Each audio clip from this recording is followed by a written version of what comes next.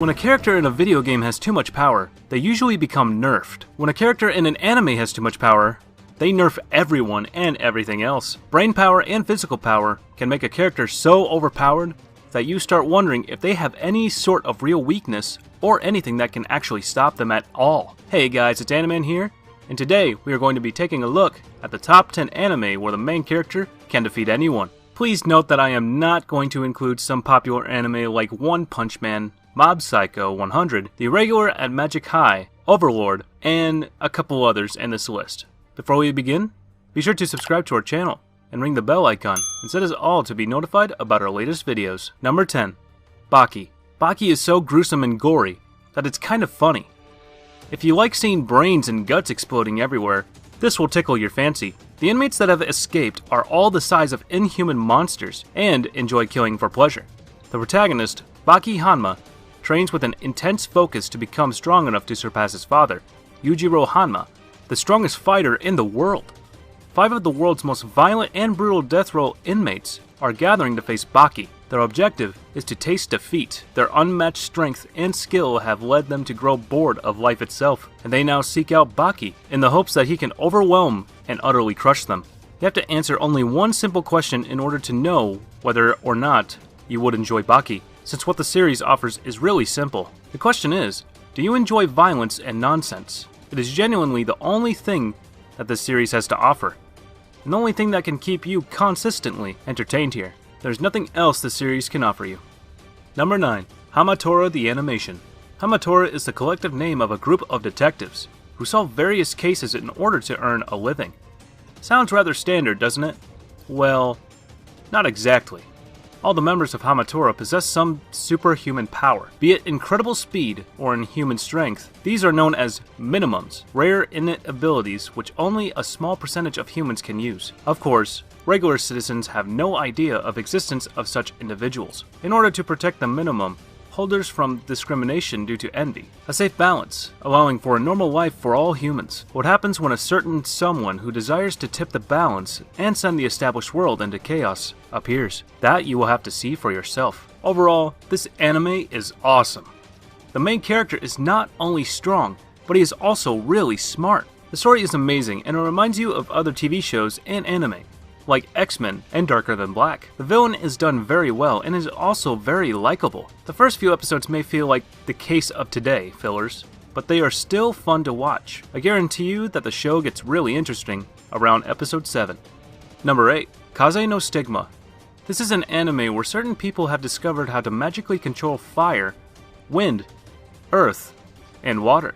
One of them is Kazuma Yagami, a former member of the Kanagi clan, a group that uses fire. After being abandoned by his family, friends, and clan for his inability to use fire, Kazuma returns to his clan, now a wind magic user. Believing him to be a traitor for his use of wind magic, the clan falsely accuses Kazuma of killing off members of their clan. It is now up to Kazuma to clear his name and hopefully regain the trust of his family. His contract with the Spirit King of the Wind and training in China made him an insanely overpowered wind wielder, and in turn, the most powerful character in the Kaze no Stigma series by far. Not only can he fly around while carrying multiple people, he can protect his body, hide himself, and even form deadly blades with his wind powers. Number 7. Hellsing Ultimate. You already know the story. It's about a badass vampire named Alucard who is a slave of the Hellsing organization. Hellsing is an organization that hunts and kills unwanted vampires with the help of Alucard. And blah blah blah, things are dandy until some fat neo-Nazi major decides to start an army of ghouls, vampires, and destroy London, including the Hellsing organization. Then, bitches go crazy and shit starts blowing up. If you want a deep story with drama and romance, you can fuck off with that and go watch Clannad while wanking off to your Haruhi Suzumiya poster. You will not find any deep meaning or morals from this anime. Even if vampires never age, something else should be able to destroy them, right? This certainly isn't the case with Alucard from Hellsing. Even decapitations and being stabbed in the heart won't kill Alucard, because he can conveniently recover from his fatal injuries almost instantly. This nifty power comes from all the people he fed off of and turned into familiars throughout the ages, which literally numbers in the millions. He can also command these millions of familiars as an army, which is totally overpowered.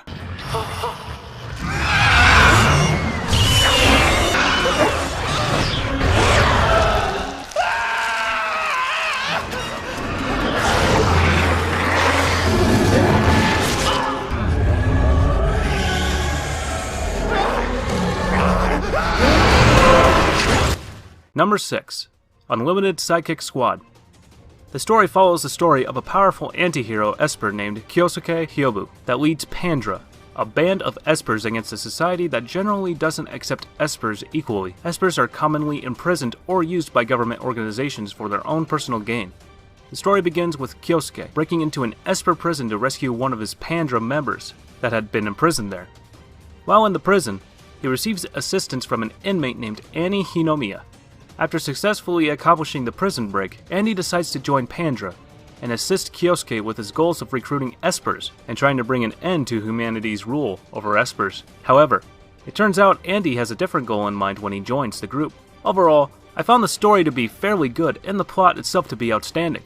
I think that this is a really cool action sci-fi anime. It's funny, but also serious, and there's some bloody scenes as well. But most of all, they have some awesome superpowers that kick ass. Number 5. Heroic Age. Though the story may seem a bit classical for those of us who are fans of the sci-fi genre, I want to assure you that it is, nonetheless, amazing. Yes, it is a classic battle between humanity and the alien forces, and yes, there are heroes and champions for each of the warring factions. But despite these cliched details, the story is so much more. It is an extraordinary tale that depicts an awe-inspiring journey of Age and the princess towards the future, not for the human race or the Nodos, or the other races, but for the universe as whole. The story is somewhat intriguing. It makes you want to fall at the edge of your seat as you anticipate every episode, fearing for what will happen next. Number 4. The Disastrous Life of Saiki K. The protagonist in this story, Saiki, is a boy that was born with psychic powers in a normal world. He can read minds, he can teleport from one place to another, he can restore things, including people, to their previous state in the past, and these 3 are just a few examples of all that he can do. Saiki is so powerful that, if he wanted to, he could single-handedly take control of the Earth in just a few days. Is that his intention? Hell no, he just wants to live a quiet life. And I can already tell you that he isn't even close to having one. All the way from his family, to his classmates, to seemingly anyone he meets, everyone is just a weirdo. And they are all hilarious and awesome in their own way, and won't let Saiki alone for a second. There is no core story, as there is always another core in each episode. But the main story, that is that Saiki Kuzo has special powers, still affects all episodes. Number 3. Charlotte. Our story starts with one of our main characters, Yu Utasaka. He appears to be a charming and an intelligent young man. Yu has a dream of going to a prestigious high school, so he cheats on tests to get a perfect score by using his ability. His ability is that he can slip into people's minds and fully control their body for 5 seconds. Yu has been taking advantage of this power for his own selfish gains to get the highest grades in his current school. Yu joins the student council, which is led by Nao. Their task is to track down people like Yu, who are abusing their power, and reform them like Nao did to Yu. They then kept facing hard challenges that bring Yu closer to knowing what his true ability is. Anyone who enjoys a nice hearty cry, and watching human lives spiral out of control, should hunker down with Charlotte. Crying and human tragedy aside, if you like shows like Angel Beats, Charlotte should be right up your alley. Number 2. Akira. In the year 1988, a mysterious explosion destroys Tokyo while supposedly also causing World War III. 31 years later, in the year 2019, a new city entitled Neo-Tokyo is built, which is in a state of constant chaos due to constant skirmishes between rival biker gangs as well as barrages of anti-government attacks carried out by various revolutionary groups. This is the setting of Akira.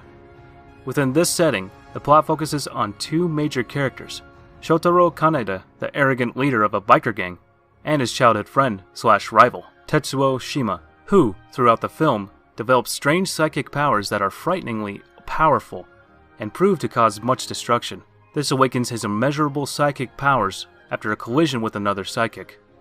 His powers quickly grow in strength, and before long, he runs the risk of obliterating the entire universe. Thankfully, before that can happen, he warps himself to a place outside of reality, and the force of his psychic explosion gives birth to a whole new universe. A few other anime characters possess the ability to both create and destroy reality, and that's what makes Tetsuo one of the strongest characters in the medium. And number 1, Katanagatari. The story of Katanagatari tells a story of a powerful martial artist, Shichika, and a self-proclaimed genius strategist, Togami. The two should collect 12 unique swords, known as the Deviant Blades, for the shogunate, But all these blades that the shogunate seeks to obtain already have their owners, which means that Shichika will have to obtain these swords by force. Everything seems to be easy, however, our heroes will have to overcome many hardships. When I see anime about a journey to collect swords, I generally think sword fights are to be expected, blood and gore, severed limbs, and magical swords. Katanagatari is about swords, of course, but it's not your average run-of-the-mill sword anime. So what will you find? Sword fights. No. Not many sword fights. But, it's a sword anime. Well, yes, but not so many sword fights. Interesting, huh? Romance?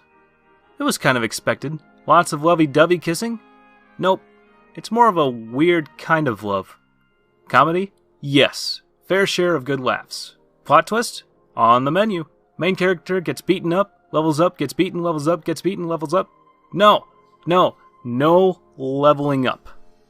At all. So, awesome.